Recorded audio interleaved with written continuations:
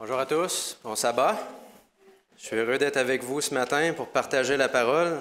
La parole de Dieu nous dit qu'elle est puissante et qu'elle ne revient pas à elle sans avoir accompli son effet. Je parlais avec Bruno tantôt qui partage ses vigiles. Il y a des témoignages extraordinaires simplement avec une vigile qu'on partage. Pourquoi? Parce que c'est la parole de Dieu. Et comme on disait un peu plus tôt, on devrait parler un peu plus souvent notre foi, que la parole de Dieu puisse sortir de notre bouche et de laisser la parole faire son effet. Alors, ce matin, un message pour vous, à la frontière. En 2010, une femme qui conduisait une minivan a heurté un piéton. Elle l'a heurté mortellement. Cet homme, en fait, est un centenaire. Il aurait eu 105 ans bientôt. Et cet homme était l'un des hommes les plus forts qui ait marché sur la planète. Son nom, c'était Joseph Rolino, ou certains l'appelaient Joe Rolino. Et lorsqu'il est mort, son apparence, c'est à peine s'il avait 80 ans, quoiqu'il avait au-dessus de près de 105 ans. Alors, il est un exemple au niveau de la santé. C'est un vétéran de la Deuxième Guerre mondiale qui a été décoré. Il semblerait qu'à l'âge de 7 ans, Joe pouvait soulever 250 livres. Est-ce qu'il y en a qui ont 7 ans dans la salle? 7 ans, 250 livres. Il mesurait en fait 5 pieds, 5 pouces. 5 pieds, 5 pouces et il pesait 150 livres. On ne doit pas se fier aux apparences. Un jour, il a soulevé 475 livres, vous savez avec quoi? Avec ses dents. 475 livres. Avec un seul doigt, je ne sais pas exactement comment il s'y prenait, il pouvait lever 675 livres. Et avec son dos, 3200 livres. Avez-vous déjà rencontré quelqu'un comme ça? Surtout quelqu'un qui mesure 5 pieds 5, 150 livres. Lors de sa fête à 103 ans, un ami lui a donné un 25 sous. Vous savez ce qu'il a fait avec? Il l'a plié en deux. Je fais ça comme ça parce que je me dis que ça lui donne au moins une chance. Parce que, je ne sais pas, peut-être que l'histoire dit qu'il l'a fait comme ça entre son pouce et son index, je ne sais pas. Et ce qui est intéressant aussi, c'est qu'il s'est excusé à l'Assemblée lorsqu'il a plié un 25 sous. Parce qu'il disait, avant ça, j'étais capable de le faire avec un 10 sous. Beaucoup plus difficile. Il marchait 8 km à tous les jours, beau temps, mauvais temps, et même il nageait dans la mer. Il a fait ça à tous les jours pendant 8 ans. Et soi-disant, même pendant l'hiver, je ne sais pas où exactement il habitait, mais même s'il y avait une tempête, il allait à la nage. Il a été un boxeur durant sa vie, il a été aussi un garde du corps. En 2002, lors d'une interview, alors qu'il avait 103 ans, il a déclaré que Dieu était sa force, que Dieu lui donnait cette force-là. Il affirmait, en tant que boxeur, que ses opposants pouvaient le frapper comme il voulait à la mâchoire et qu'il allait simplement les regarder parce que ça ne faisait rien. On peut dire Iron Man, quelque chose comme ça. Et Joe, ce qui est intéressant, c'est qu'il ne fumait pas, ne consommait pas d'alcool et qu'il a été végétarien, presque végétalien, toute sa vie. Ça a sûrement fait une différence. Mais ce n'est pas un message sur la santé ce matin que je vous propose, mais plutôt un message sur la puissance qu'il y avait derrière cet homme-là. Et la Bible nous aussi nous parle de puissance, une puissance qu'on ne peut même pas imaginer. Et il y a un personnage qu'on n'a pas besoin d'être croyant pour déjà avoir entendu son nom. Le personnage, c'est Samson. Samson est un personnage extraordinaire d'une force surhumaine, surnaturelle, on pourrait dire. Et la Bible nous dit que ce n'était pas ses muscles, ce n'était pas son imposante stature qui lui donnait cette force-là, mais que c'était, comme Joe l'avait déclaré, la puissance de Dieu qui lui communiquait cette force-là. La puissance de Dieu. Alors aujourd'hui, on va lire principalement dans le livre des Juges, au chapitre 16. C'est là qu'on retrouve l'histoire de Samson. Ça commence au chapitre 13, ça va jusqu'à 16, mais on va se concentrer sur le chapitre 16 aujourd'hui. c'est-à-dire plus vers la fin de la vie de Samson. Et on va lire en particulier, pour débuter, le verset 4. Verset 4. Alors, Juge 16, verset 4, pour ceux qui veulent suivre dans leur Bible. Il est écrit ceci. « Après cela, il aima une femme dans la vallée de Sorek. Elle s'appelait Délila, ou Dalila dans d'autres versions, peu importe. Une femme qui était une Philistine. » Alors, Samson, à ce moment-là, on peut dire, s'était mis les pieds dans les plats. Parce que les versets précédents, les chapitres précédents, nous montrent qu'il a fait des choses qu'il n'était pas supposé de faire. En fait, entre autres, il avait marié une femme qui n'était pas de la même culture, croyance, et il y a eu toute une histoire autour de ce mariage-là, et finalement, cette femme-là, ainsi que son père, se sont fait tuer, alors que les Philistins essaient de s'en prendre à Samson pour savoir quelle est l'énigme derrière le défi qui leur avait été lancé. Alors, Samson avait déshonoré ses parents, mais aussi Dieu, car il n'avait pas tenu compte des recommandations qui lui avaient été données. Pas simplement par rapport à son mariage, mais par rapport aussi à ses habitudes de vie. Et c'est à noter que Sorek, la ville qu'on vient de lire, c'est une ville qui était reconnue pour ses vignobles. Et qu'est-ce qu'on fait chez les Philistins avec les vignobles? On fait du vin. C'est quand même curieux que Samson se retrouve en plein milieu de là et trouve une femme à son goût. Sorek. Alors, il tombe en amour avec une autre femme philistine dans cette région. Uniquement, en fait, c'était positionné exactement à la frontière. Sorek, c'était à la frontière entre Israël et les Philistins. C'était à cet emplacement-là que ça se trouvait. Donc, à la frontière entre les Philistins et Israël, c'était la tribu de Dan qui était là.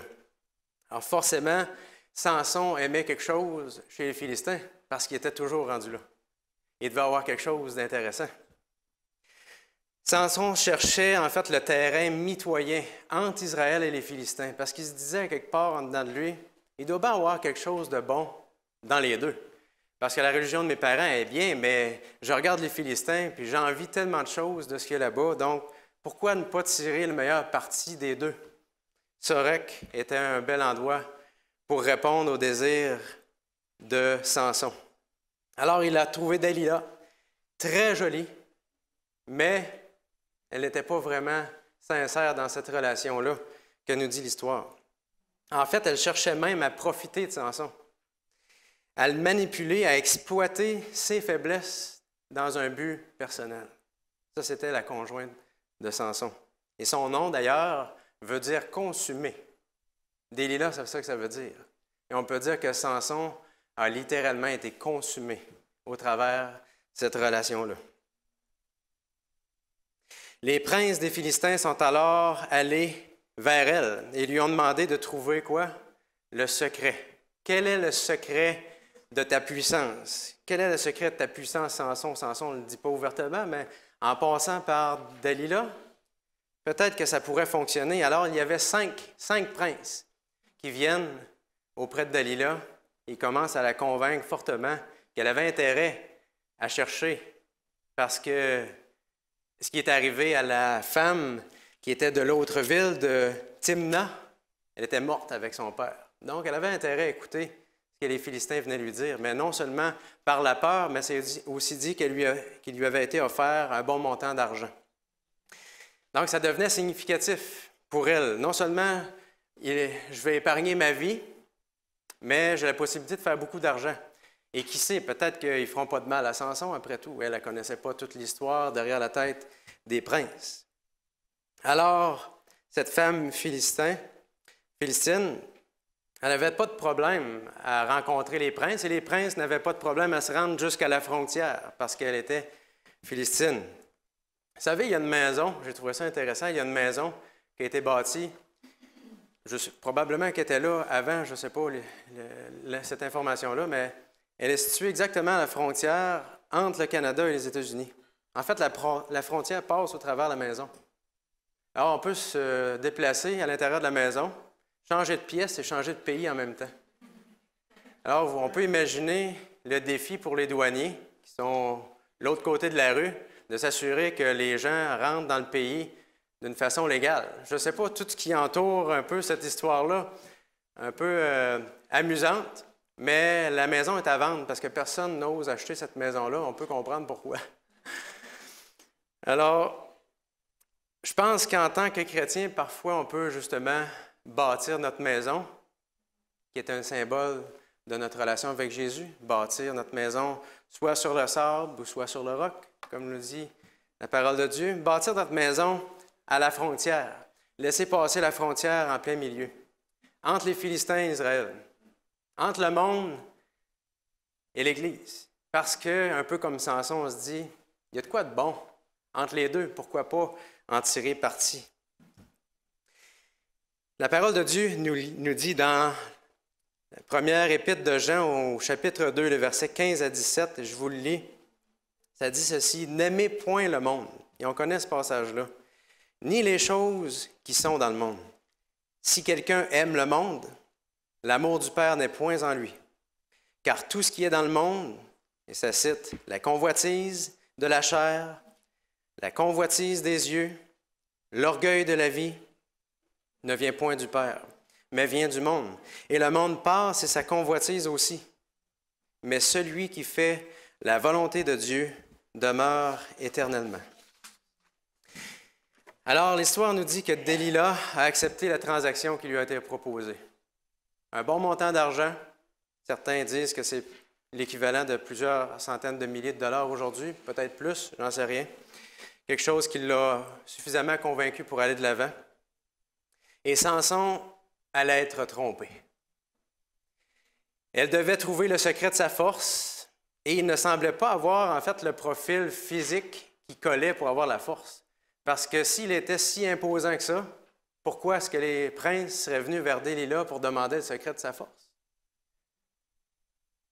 Alors, on peut s'imaginer peut-être Samson, parce que je ne l'ai pas vu à nulle part dans la parole de Dieu, ni dans les écrits inspirés, que Samson avait des gros muscles qui faisaient peur juste à passer et qui imposaient le respect. Alors, peut-être que Samson, finalement, était comme un petit intellectuel. Est-ce que vous l'imaginez comme ça? Rarement. Hein? Peut-être qu'il était comme un petit intellectuel et qu'eux, ils savaient qu'il fallait qu'ils l'attaquent à son niveau, sur le secret de sa force. Il y avait quelque chose de mystérieux, possiblement quelque chose de spirituel derrière sa force. Alors, il devait l'attaquer spirituellement. La Bible nous dit que cette bataille que nous avons à livrer est spirituelle d'ailleurs. Ce n'est pas une bataille physique. Dieu désire nous donner cette force que les gens du monde voient, mais qu'ils ne comprennent pas d'où elle vient. Dieu désire nous donner cette même force. Alors, on continue l'histoire au verset 6. Au verset 6, Delilah commence, elle nous est dit, à flatter son mari un peu. En fait, ce n'est pas son mari, parce qu'elle n'a pas dit qu'elle a marié, donc son conjoint. Au verset 6, ça dit ceci. Delilah dit à Samson, « Dis-moi donc d'où vient ta force, et avec quoi il faudrait t'attacher pour te dompter. » C'est toute qu'une question, pensez pas? Si vous avez un conjoint ou une conjointe qui vous pose ce genre de questions-là, demandez-vous si vous êtes avec la bonne personne. Ce serait la base. Avec quoi est-ce qu'il faudrait que je t'attache? Quelle question intéressante. Mais ce qui est encore plus intéressant, c'est que Samson commence à répondre aux questions de ce genre-là. Ça, c'est vraiment intéressant. Mais cette histoire nous démontre une chose, c'est que lorsque ce sont nos sentiments qui dirigent notre vie, ça ne va pas dans la bonne direction. Parce qu'on peut se faire poser une question comme ça, qui va de notre vie ou de notre mort et répondre à la question. C'est incroyable. Nos sentiments ne doivent pas être la fondation de nos décisions. Est-ce que ça vous est déjà arrivé de poser cette question-là? À quoi que Samson a pensé? Et peut-être même dans votre entourage. À quoi est-ce que telle personne pense pour rester dans une telle relation qui semble les détruire carrément d'un bout à l'autre? Ça vous est jamais arrivé de poser cette question-là? Les gens, parfois, se font abuser.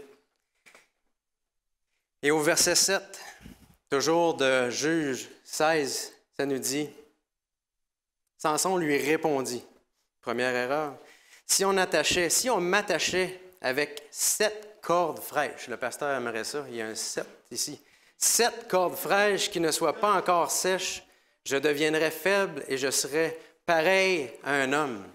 Samson répond, est-ce qu'il a dit la vérité? Non. Mais il a dit quelque chose d'intéressant, il a dit 7. Et le secret de sa force réside dans quelque chose qui a 7. Et ça continue.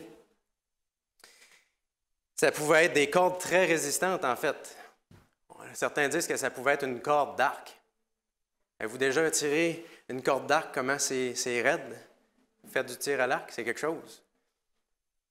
Et là, une seule corde, on peut imaginer, parce que là, ce n'est pas l'histoire des enfants avec Jean-Guy de la semaine dernière, un petit peu de ruban collant pour attacher les enfants. Ils se sont sortis de là facilement. Une corde d'arc aurait été suffisante pour maintenir en place n'importe quel homme. 7 cordes d'arc. Impossible. Impossible que quelqu'un se sorte de là. Alors, Delilah l'attache avec les cordes pour l'immobiliser. Et on peut lire au verset 9. Au verset 9, ça dit ceci. « Or, des hommes se tenaient en embuscade chez elle dans une chambre. Et elle dit à Samson, « Les Philistins sont sur toi, Samson. » Il cassa les cordes aussi facilement qu'un cordon de chanvre, dans ma version ça dit ça, rongé par le feu, et l'on ne sut pas d'où venait sa force. Il se sort de là comme si rien n'était. 7 cordes. Les Philistins sont sur toi. Et au verset 10, ça dit quelque chose d'intéressant. Ça dit, « Tu t'es moqué de moi. Tu m'as dit des mensonges. Maintenant, indique-moi donc avec quoi il faut t'attacher. » Il me semble que Samson a eu quand même des bons indices. Il aurait peut-être pu douter la première fois, mais là, après ça, qu'il dit « Les Philistins sont sur toi », puis qu'il se trouve attaché, après y avoir dit « Écoute, c'est avec ça que tu vas pouvoir m'immobiliser. » Et il continue. Incroyable. Je pense que personnellement, j'aurais commencé à me douter de quelque chose bien avant ça. Et ça dit au verset 11, « Si on m'attachait avec des cordes neuves, dont ne se soit jamais servi, je deviendrais faible et je serais pareil à un autre homme. » Dans l'histoire, dans les chapitres précédents, des cordes neuves, on l'avait déjà essayé avec Samson. Parce que lorsque Israël avait attaché Samson pour le livrer aux Philistins, après l'histoire qu'il y avait eue, en fait, il était allé coucher avec une prostituée et finalement, il était emprisonné, soi-disant, dans les portes de la ville. Et finalement, il a arraché la porte de la ville, il a monté ça sur le dessus de la montagne. Et c'était des cordes neuves qu'on avait utilisées pour rendre Samson aux Philistins. Mais l'histoire nous dit que ce n'était pas un problème cette fois-là non plus. Il s'était délié, il avait pris une mâchoire d'âne et il avait fait un carnage. Donc, les cordes neuves, on dirait que Delilah ne connaissait pas cette histoire-là, mais elle aurait dû s'en souvenir. Ce n'était pas encore une fois la vérité. Il lui dit, si on me lie avec des cordes neuves, et la même histoire se répète, il se délivre comme si rien n'était. Force surnaturelle. Et s'il y a quelque chose de positif à dire de Delilah, c'est bien maintenant.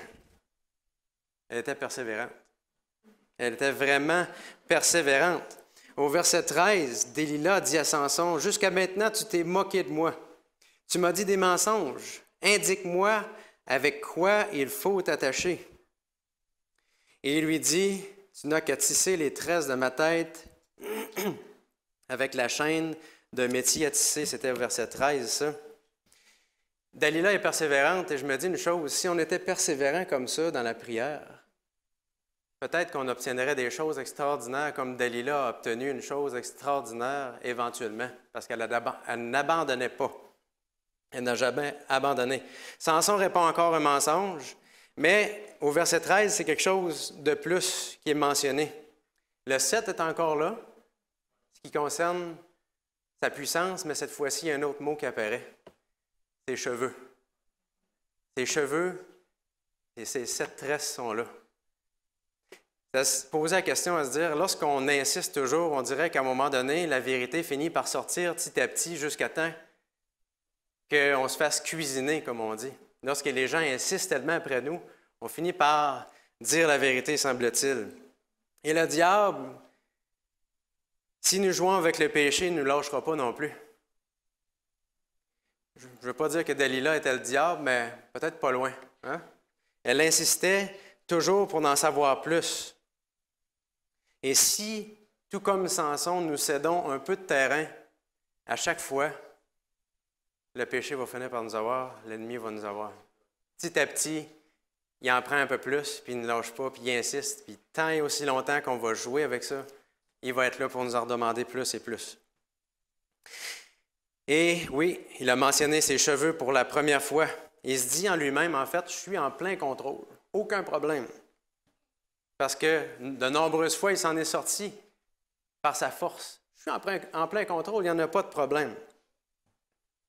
Il se dit la même chose avec Dalila. Je peux mettre un terme à cette relation quand je veux. Je suis en plein contrôle. En réalité, il n'était pas en contrôle du tout. Samson n'était pas en contrôle, mais il croyait être en contrôle. C'est ça qui est dangereux. Et Dalila s'est vite rendu compte qu'il avait de nouveau menti.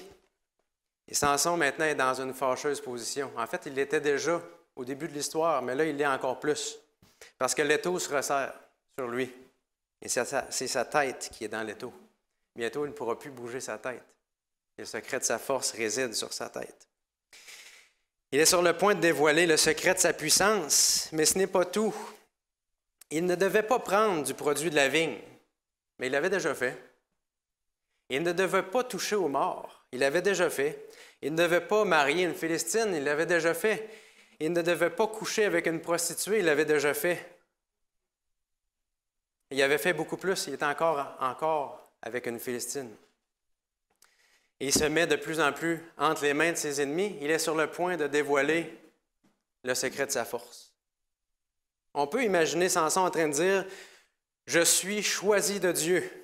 Tout va bien pour le moment, donc je peux continuer dans cette direction. Dieu me bénit. » On peut se tromper nous-mêmes parfois. C'est ce que l'histoire nous dit. On peut se tromper nous-mêmes en pensant que parce que les choses vont bien dans notre vie, forcément, nous avons la bénédiction de Dieu. Est-ce que c'est vrai? Qu'on a la bénédiction de Dieu, même si nous vivons en rébellion ouverte contre Dieu? Parfois, en tant que chrétien, on peut tomber. C'est vrai, on tombe. Mais qu'est-ce que Dieu va faire? Il va nous relever. Il ne nous laissera pas là. Dieu va nous relever. Alors, on est en danger de penser que c'est comme ça avec Dieu. On tombe, il nous relève, on continue à tomber et il n'y en a pas de problème. Peu importe ce que je fais, Dieu continue de me bénir. Et c'est ce que Samson pensait. Et c'est vrai que la parole de Dieu dit que Dieu fait lever son soleil sur les bons et les méchants. Dieu bénit tout le monde. Mais ce n'est pas une preuve pour autant que Dieu approuve qu'est-ce qu'on est en train de faire lorsqu'on fait ce que Samson faisait. En fait, ce qu'on est en train de faire, c'est plutôt jouer à la roulette russe. La parole de Dieu nous dit dans le livre d'Ecclésiaste, je vous le lis au chapitre 8 et le verset 11, ceci. « Parce qu'une sentence contre les mauvaises actions ne s'exécute pas promptement, le cœur des fils de l'homme se remplit en eux du désir de faire le mal. »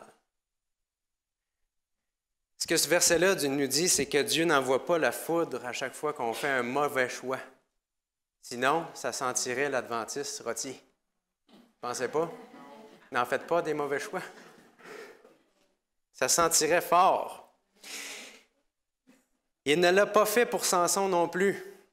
Samson semblait avoir une mauvaise compréhension du caractère de Dieu. Dieu bénit, donc ce que je fais, c'est bien. C'est pas ça que ça veut dire. Parfois, vous savez, les gens utilisent des colliers électriques pour enseigner des choses à leurs animaux, en particulier aux chiens. Avez-vous déjà entendu parler de ça? Le chien court sur le terrain, il n'y a pas de tête, il ne sait pas où sont les limites. Alors, ils vont mettre un collier électrique. Des fois, c'est à distance, ils peuvent le zapper. Ou parfois, juste à cause qu'ils ont franchi la limite, ils vont avoir un choc en plein comme ça. Et le chien, assez rapidement, se rend compte que, ouais, quand je vais jusque-là, ça fait mal. Fait que je suis aussi bien de rester juste un petit peu avant. Ça fait beaucoup moins mal. Mais l'affaire, c'est que Dieu ne fonctionne pas comme ça avec nous. Êtes-vous reconnaissant? Oui et non. Parfois, ça serait utile d'avoir un choc électrique, mais Dieu ne fait pas ça de cette façon-là. En fait, il utilise une manière un peu plus douce qui s'appelle la conscience. Mais la conscience, on sait une chose, c'est qu'on peut la faire taire. Vous êtes déjà rendu compte de ça? Il y a une petite voix qui vous dit, ça ne marche pas, cette affaire-là. Mais, c'est pas grave. Samson, on disait, c'est pas grave. Philistine, c'est pas grave. Mes parents m'ont dit non, mais regarde, je fais ce que je veux. Je suis un grand, je suis fort, je suis en contrôle de ma vie. Je pense qu'on peut faire les mêmes erreurs encore aujourd'hui. Pas simplement par rapport au mariage, mais par rapport à tous les aspects de notre vie chrétienne. Penser qu'on est fort. Et petit à petit, Samson va faire quoi? Il va compromettre sa pureté. Il va compromettre sa consécration. Dieu continue de me bénir de toute façon. Et ça doit être à cause que j'ai des grandes responsabilités, parce que Samson, vous savez, était juge. Être juge en Israël, c'était une responsabilité énorme. C'était être leader, c'était guider lorsque c'était le moment de la guerre. Lui, il se dit, écoute, je suis juge, j'ai une position importante. Donc, forcément, Dieu est reconnaissant envers moi, me bénit malgré mes erreurs, et il me dit, dans le fond, Dieu me dit, je mérite bien ça. Au verset 16, la parole de Dieu nous dit, on continue l'histoire, au verset 16, « Comme elle était chaque jour à le harceler de paroles et à le pousser à bout. » J'aime ma version. « À le pousser à bout. Il perdit patience au point de désirer la mort. » Vous êtes vous êtes déjà fait pousser à bout au point de vouloir mourir. Toute qu'une relation que Samson avait là. Wow! Par ici, on dirait il était à bout. On rajouterait 2 TE. Et au verset 17, ça dit, « Il lui ouvrit tout son cœur et lui dit, « Le rasoir n'est pas passé sur ma tête parce que je suis consacré à Dieu depuis le ventre de ma mère. Si j'étais rasé, ma force m'abandonnerait, je deviendrais faible et je serais pareil à tout autre homme. » Samson a finalement ouvert son cœur et il a été écrasé. Jésus aussi, si on fait un parallèle avec Jésus dans cette histoire-là, parce que Jésus est présent au travers de l'histoire de Samson d'une façon incroyable, Jésus aussi était écrasé jusqu'à la mort. En Gethsémani, en fait, c'est là que ça a commencé pour lui. Mais il a préféré quoi? Il a préféré faire la volonté de son Père plutôt que de faire sa volonté, contrairement à Samson. Et Jésus, tout comme Samson, était prêt à mourir pour une femme. Saviez-vous ça? Quel est le symbole de la femme? Hein? L'Église est représentée par une femme. Jésus était prêt à mourir tellement il l'aimait, mais jamais il a mis de côté la volonté de son Père. Samson a mis de côté la volonté de son Père. Il est allé vers les Philistines. Et ce n'était pas pour son Père, c'était pour lui-même. C'était ses propres désirs, c'était la convoitise de la chair, comme on l'a lu un peu plus tôt. Et Samson, tout comme Jésus, est parti de la maison de son Père pour aller dans un pays défendu. Jésus aussi est parti de la maison de son Père, nous dit la parole de Dieu, pour venir dans un pays défendu, on peut dire dans notre monde, le seul monde de ténèbres. Et encore une fois, c'était pour notre salut. Samson, ce n'était pas pour délivrer Israël des ennemis, c'était pour avoir du plaisir, le moment présent, en utilisant la force que Dieu lui avait donnée pour satisfaire ses désirs. Et on voit dans cette histoire que le diable s'acharne sur nous à chaque jour. Ce serait plus facile pour nous parfois si on ne se tenait pas à la frontière. Parce qu'à la frontière, parfois, les tentations sont plus fortes. Il faut s'attendre à ça lorsqu'on se tient à la frontière entre les Philistins et Israël.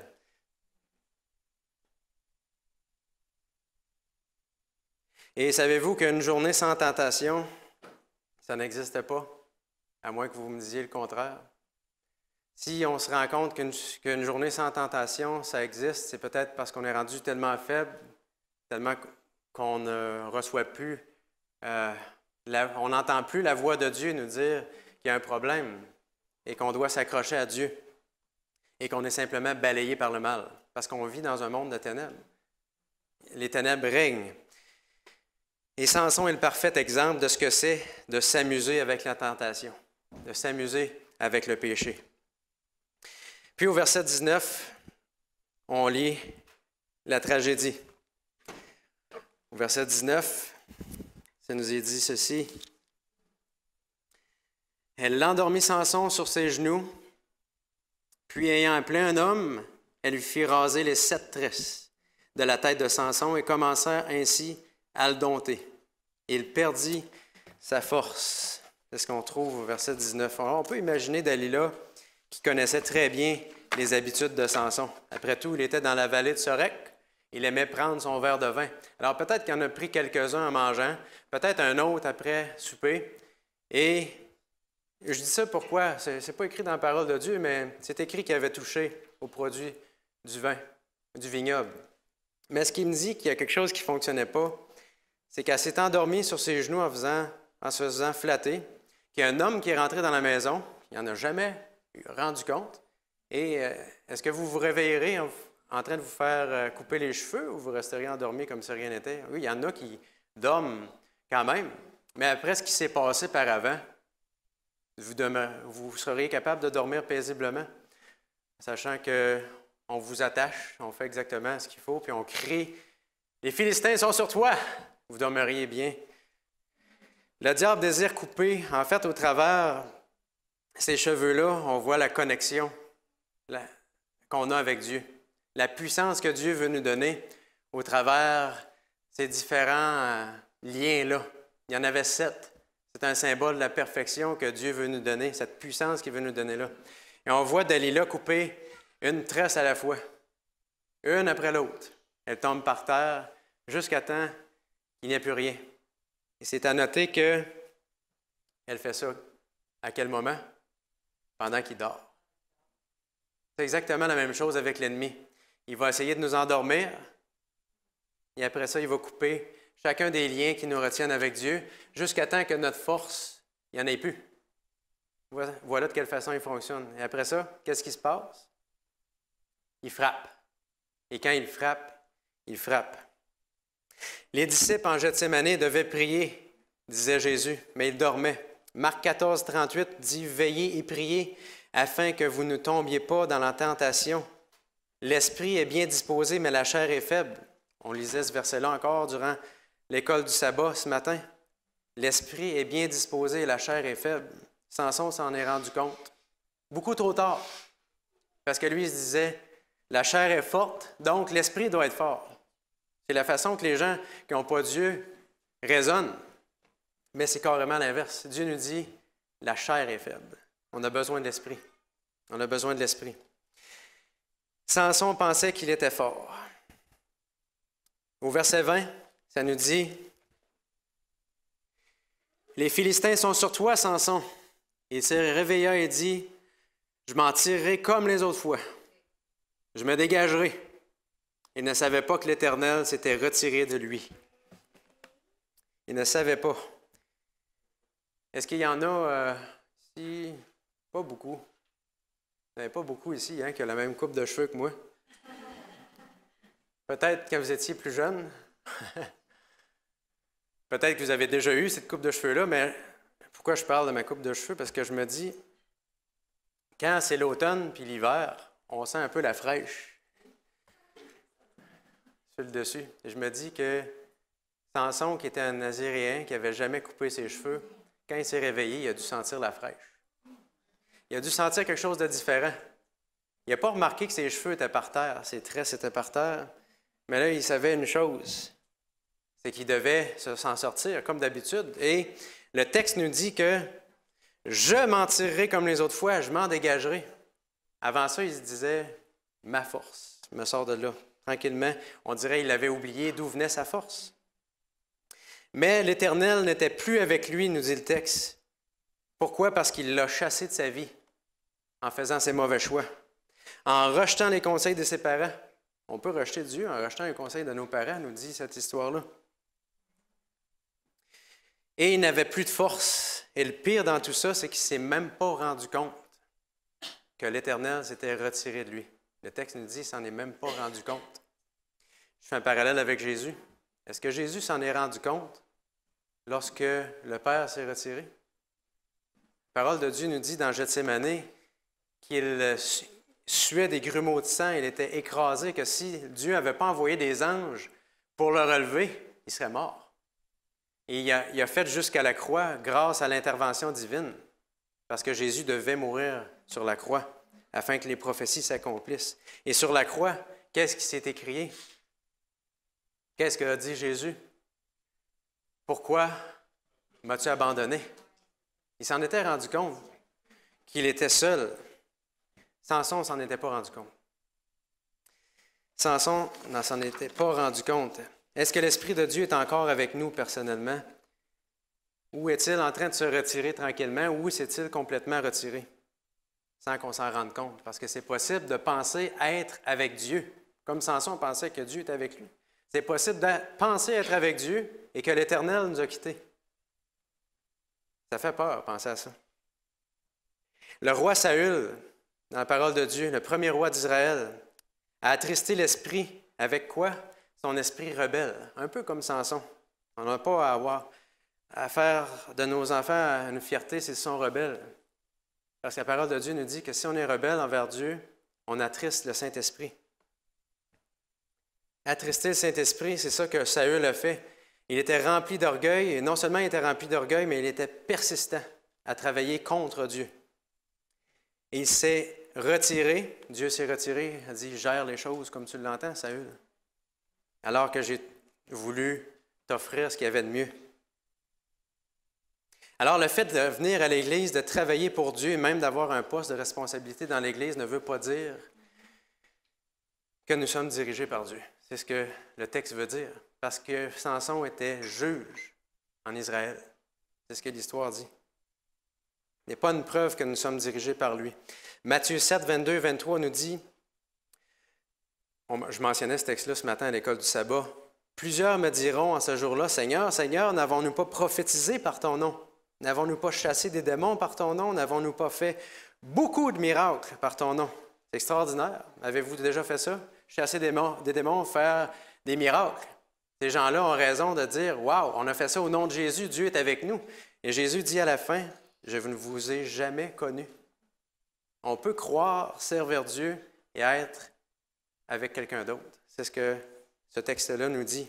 Il vient renforcer ce qu'on vient de voir dans l'histoire de Samson.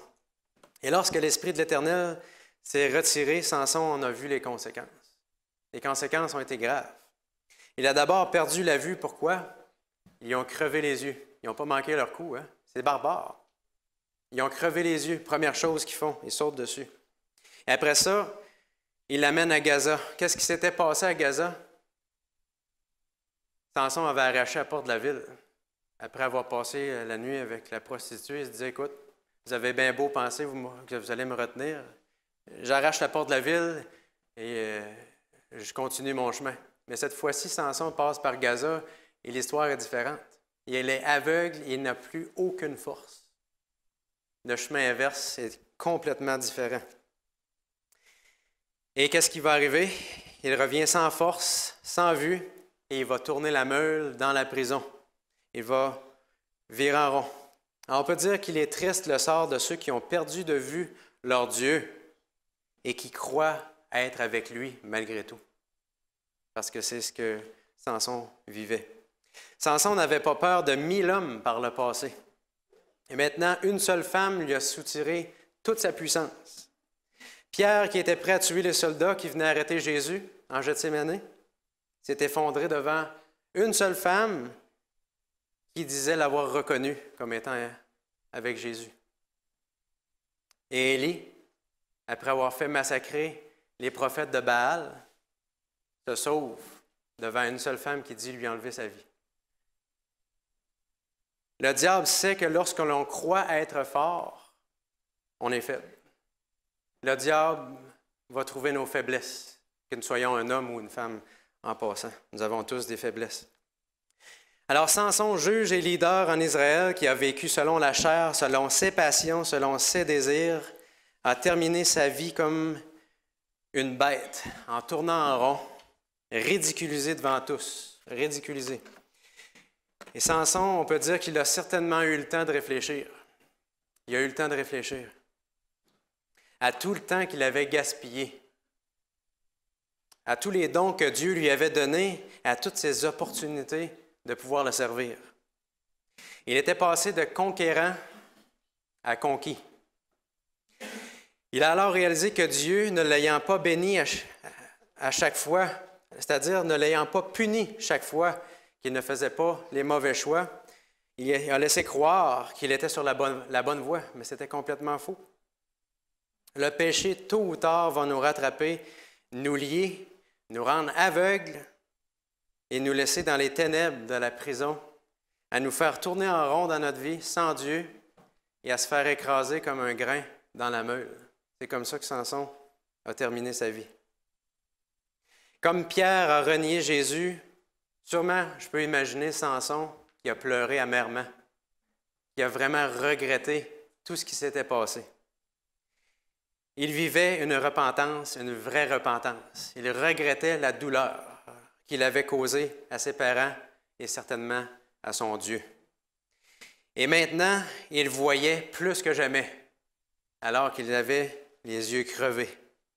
Alors que Samson était dans une profonde souffrance, il priait, il passait par sa repentance, et le texte nous dit qu'il retrouvait sa force.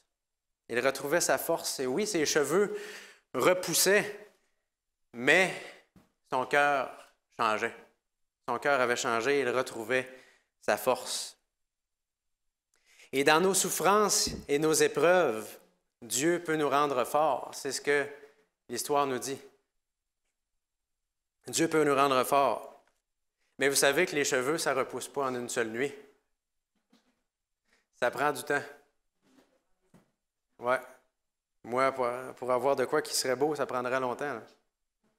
Alors, je ne sais pas comment ils ont coupé les cheveux à Samson, mais ça prenait du temps. Ils ont dû, si la force résidait dans ce chevelure, je peux imaginer qu'ils ont fait un job pour être sûr que c'était correct.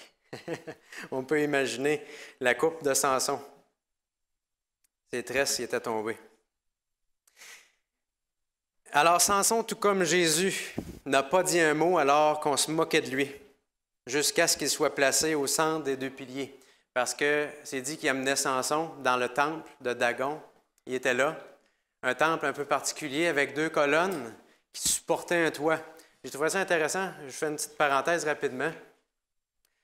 On riait de la parole de Dieu, entre autres, pour ça, longtemps, parce que ça ne se peut pas avoir une structure comme ça. C'est impossible. On n'a jamais retrouvé rien de ça.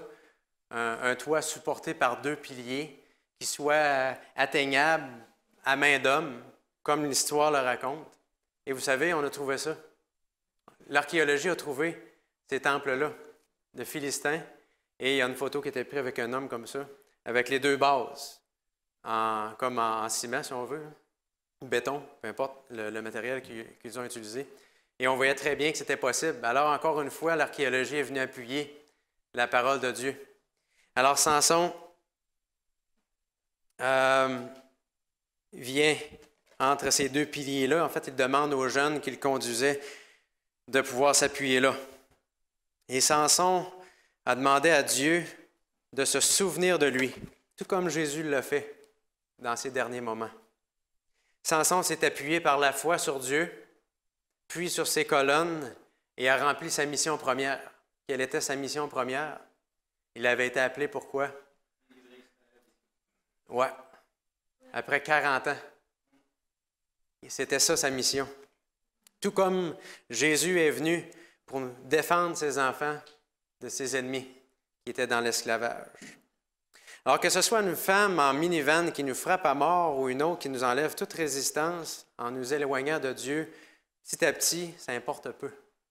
L'histoire nous raconte que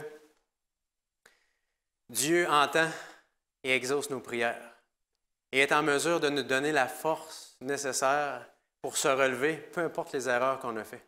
Ce n'est pas une belle promesse. Lisons ensemble Ésaïe, le livre d'Ésaïe, le chapitre 40, les versets 29 à 31. Ésaïe 40, les versets 29 à 31. La parole de Dieu nous dit ceci. Il donne de la force à celui qui est fatigué, et il augmente la vigueur de celui qui tombe en défaillance. Les adolescents se fatiguent et se lassent, et les jeunes hommes chancellent. Mais ceux qui se confient en l'Éternel renouvellent leur force. Ils prennent le vol comme les aigles. Ils courent et ne se lassent point, et ils marchent et ne se fatiguent point. C'est la force que Dieu veut nous accorder encore, à vous et à moi, aujourd'hui. Je veux vous lire un petit passage tiré de Patriarches et Prophètes, si vous voulez bien, à la page 554, qui nous parle de l'histoire justement de Samson, que je trouvais intéressant. Je voulais vous partager ce matin. Ça dit ceci, la promesse de Dieu annonçant que c'était par Samson qu'il commencerait à délivrer Israël des Philistins s'était accomplie. Samson avait retrouvé sa force et la parole de Dieu nous dit qu'il y a eu plus de morts cette journée-là que tous ceux que Samson avait tués durant sa vie. Mais combien tristes avaient été les péripéties de cette vie qui aurait pu servir à la louange de Dieu et à la gloire de son peuple. Demeuré fidèle à sa mission divine, Samson aurait vu les desseins de Dieu se réaliser pour lui dans la responsabilité et l'honneur. Dieu avait un plan pour Samson qui était très différent de ce que lui a fait de sa vie. Par ses capitulations devant la tentation, ses infidélités à l'égard de sa vocation, sa carrière entachée de défaites s'était terminée par l'esclavage et une mort lamentable. L'histoire de Samson ne devait pas se terminer comme ça. Mais heureusement, la parole de Dieu nous dit ce matin que nous aussi, on a une mission et que nous aussi, on a la force qui est disponible.